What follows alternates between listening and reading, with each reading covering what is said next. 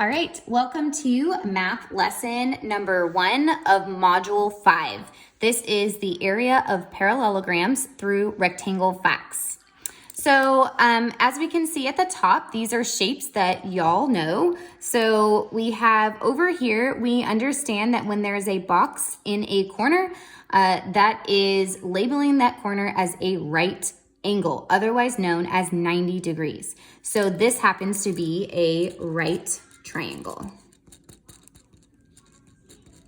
Okay, our next one is exactly what we're going to be working on today. It is a parallelogram. A parallelogram has two sets of parallel lines. These two are parallel, these two are parallel, and it uses the same area formula as a rectangle. Up next, we have our triangle, but it's not just any triangle. It is an acute triangle. And the reason why it's an acute triangle is because all of the angles are less than 90 degrees. All right, moving on to our rectangle. We all know that a rectangle has 4 sides. Two sides are parallel. These other two are parallel as well. And we have 4 right angles. And our last one is a trapezoid. Okay, a trapezoid has one set of parallel lines, and these lines eventually intersect.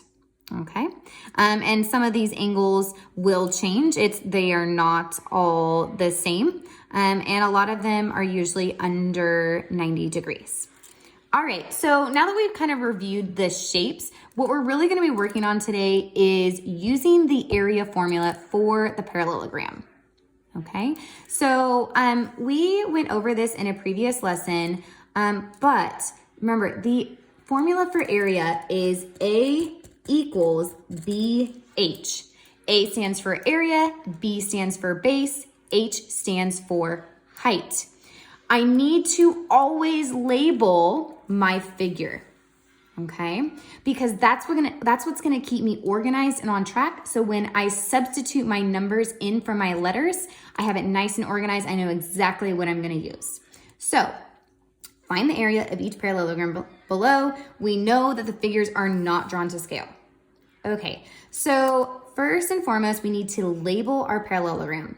So I need to figure out what is the base. Now we know that the base is something that the shape sits on. So if I were to turn this basically right side up and act like it's a 3D shape, or 2D shape, then I know that this is the bottom of the shape. That would be B, the base. So B equals 6.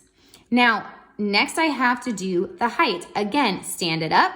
And I would see that when I want to measure someone's height, I'm going to measure it vertically. So I know that 4 equals H, the height. Okay. Again, always, always, always make sure you label. Okay. Next, I'm going to substitute my numbers in for my letters. So doing that, I'm going to rewrite my equation. A stands for area equals B equals 6. So 6 is going to go in for B. Remember, H equals 4. So I'm going to put in 4 for H. And I'm going to multiply. 6 times 4 gives me 24. A equals 24, and we cannot forget our units. Remember, our units are usually a unit of measurement, and in this case, it is centimeters. And because we are using area, we are trying to fill this whole thing. It's going to be units squared. All right, let's do 2 more, and then I will give you a problem to practice on your own and submit to me on Google Classroom as a quiz. So let's look at B. Something that I did not go over in this first part is why am I not using 5? We know that when we do perimeter that we always use the outsides Okay, so if I was doing perimeter of this one, it is 6 plus 5 plus 6 plus 5. And that would give me a perimeter. Right now, I'm worried about the area. I want to find out what is inside. Again, something like putting carpet in a house or painting a wall, right? I don't want to just paint the outside corners of the wall like the trim. I really want to focus on what's inside. So we are going to use our base and our height only to find the area. Do not worry about these slanted lines, okay? So again, let's go over B. Let's do this again. First and foremost, I write my equation. A equals BH. I'm going to label my figure. We see that the base is 25 and the height is 8. Now I'm going to substitute my numbers in. I have A equals 25, parentheses. Remember, these are glued, so that's why we're multiplying.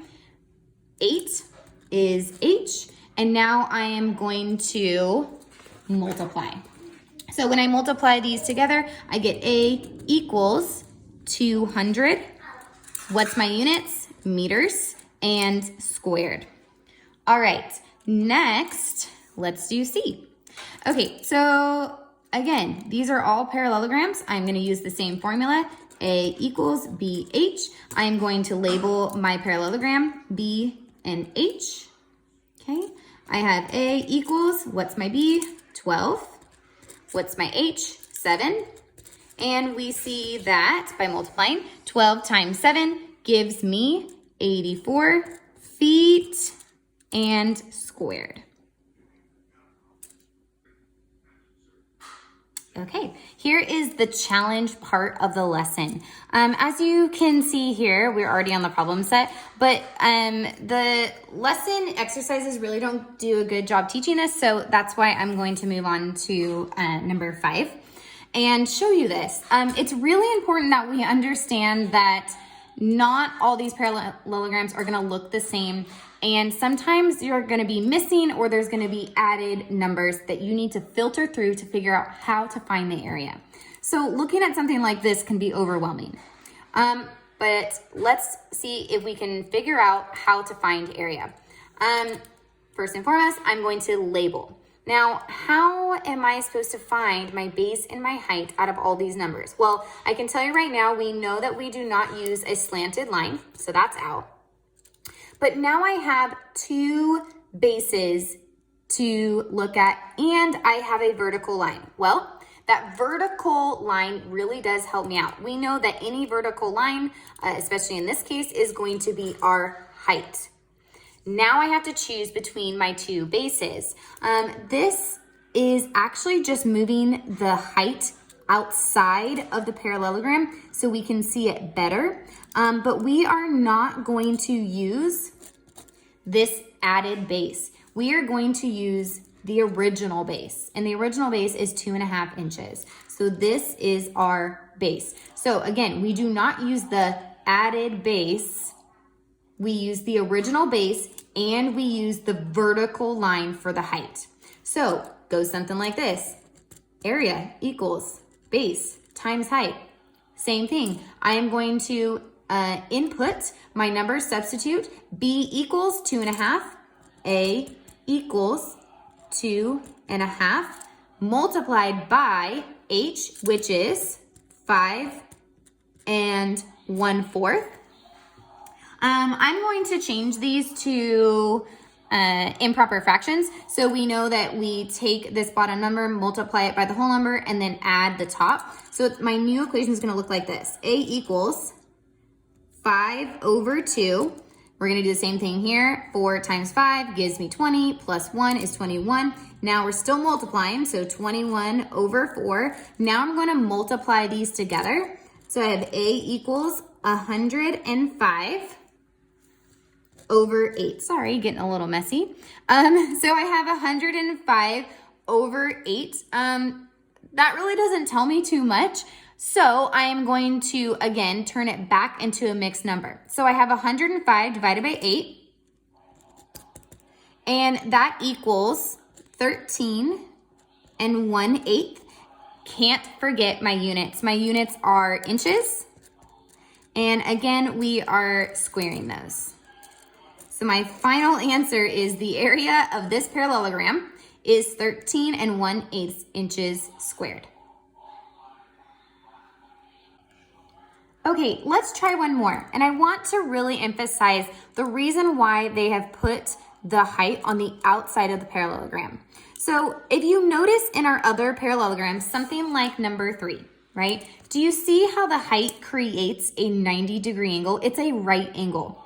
But notice in something like this, I can't really create a 90-degree angle with my height. It would be slanted, and we don't want that. So they are pushing the height outside of the parallelogram and creating a right angle. So let's look at number 4. So here we have, again, a slanted line with 13.4 feet. We don't want that, okay? I have a base of 1.2 feet. That is my original base. I want that. I want to label it B.